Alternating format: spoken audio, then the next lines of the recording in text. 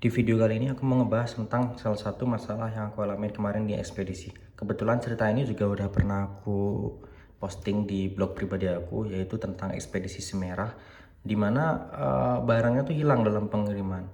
Nah, ceritanya kayak gini. Jadi tiap aku jualan di Tokped, itu kan kalau nominal di atas 100k, itu biasanya aku selalu aktifin yang namanya asuransi. Jadi wajib pasti aku aktifin yang namanya asuransi itu. Itu sekitar mungkin 2 bulan yang lalu, itu ada order yang ngebeli motherboard aku. Kebetulan emang aku ngejual motherboard pribadi aku ya. Aku jual di harga 800 something itu. Di sini udah aku posting juga, di sini ada fotonya, foto waktu aku jualan di blog aku. Nah, di orderan itu di pick up lah sama salah satu ekspedisi merah gitu, si fast lah kita bisa anggap si fast itu ya. Logo-logonya listrik gitu, jadi kayaknya emang bener-bener fast ya, harusnya kayak gitu ya, harusnya kayak gitu, tapi kita nggak tahu nih. Nah, ceritanya karena waktu itu di pick upnya di hari Minggu ya, pick upnya di hari Minggu, jadi kurirnya itu nggak ada yang ambil ke rumah. Aku nggak tahu karena memang libur atau karena memang hari itu lagi crowded kayak gitu. Jadi nggak ada yang ngambil ke rumah. Akhirnya Senin pagi besoknya ya, hari esoknya pagi sebelum aku berangkat kerja, aku langsung drop ke office-nya gitu. Daripada nanti aku tinggal di rumah dan nanti ketika ada kurir datang nggak ada orang di rumah karena aku dan istri kan kerja. Nah, sekitar 4 hari kemudian, aku dapat komplain dari pembeli yang menyatakan bahwa barang yang dikirim itu udah nggak sesuai dengan yang dia beli. Tidak ada video unboxingnya juga. Jadi dia nerima itu barang kayak kain, sejenis kain itu dan tipis. Itu yang seharusnya kan dia terimanya itu motherboard, yang aku udah pack itu tebal kayak gitu. Yang ini kan tebal barangnya kan. Terus dia terimanya itu barangnya kecil gitu. Nah, itu yang ngebikin dia ngerasa aku tuh nggak amanah gitu. Sebagai seller dia ngerasa aku tuh penipu gitu. Nah, terus aku sebagai seller juga mau ngerasa dong, mungkin bisa jadi pembeli ini nipu. Akhirnya kita udah saling suzon deh satu sama lain antara pembeli dan penjual kayak gitu. Dia buktiin kalau dia terima barang itu tidak sesuai, aku juga berusaha buktiin kalau aku udah packing barang dan ngirim barang itu sesuai gitu kayak gitu. Nah, ini udah aku buka juga Tokopedia-nya.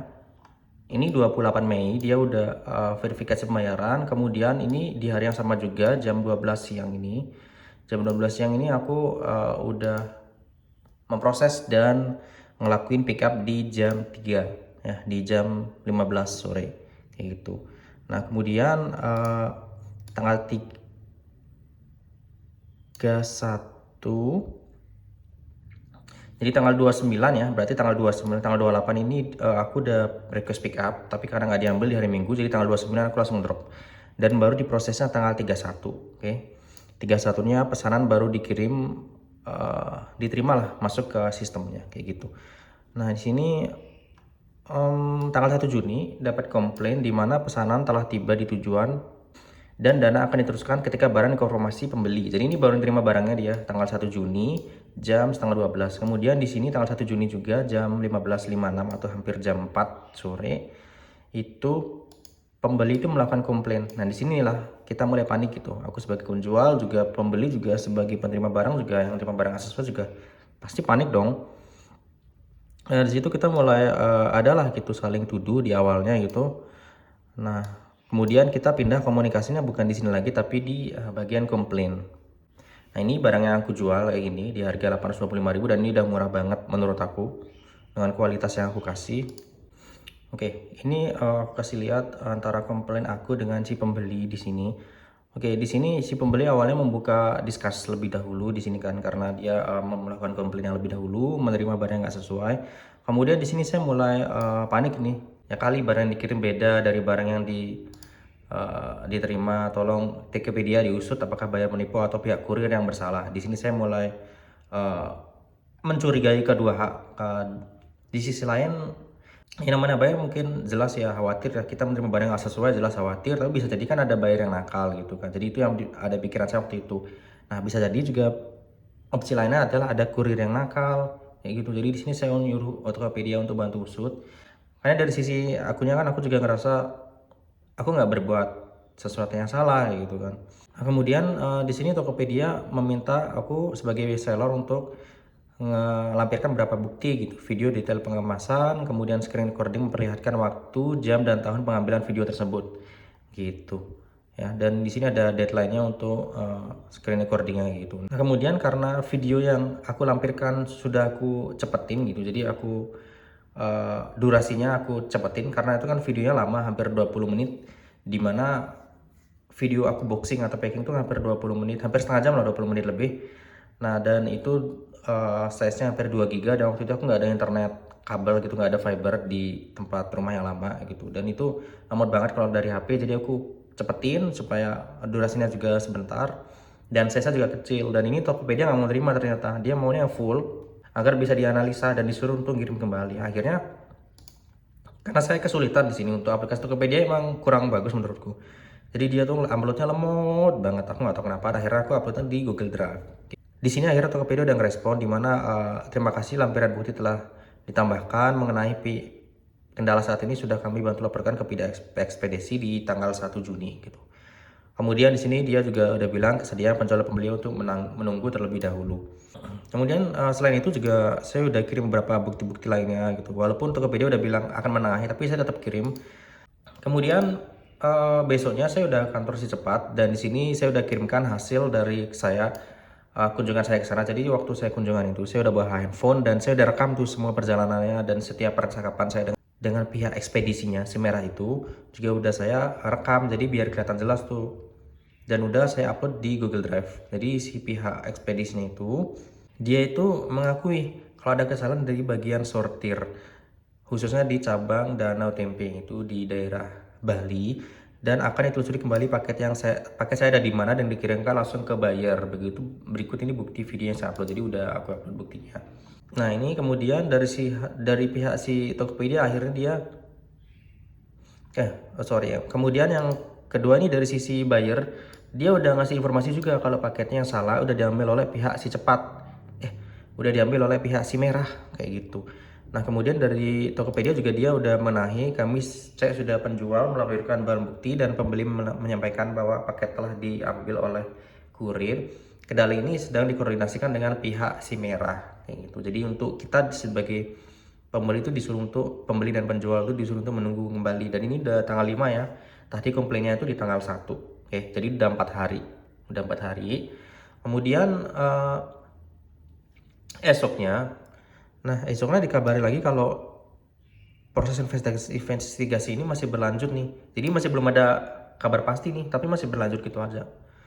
Nah, kemudian di tanggal 6 Juni nih, si pembeli ini dia kayaknya udah lelah, dia nunggu mobil yang udah dia beli itu nyampe apa enggak. Akhirnya di tanggal 6 ini, berarti 5 hari setelah komplain, dia udah beli unit baru gitu. Jadi dia udah nggak nunggu lagi unit yang dari aku seller, dia nunggu unit baru ada atau enggak ada barang itu udah bukan concern saya. Di sini udah bilang ini transaksi ini akan saya batalkan, dia bilang itu.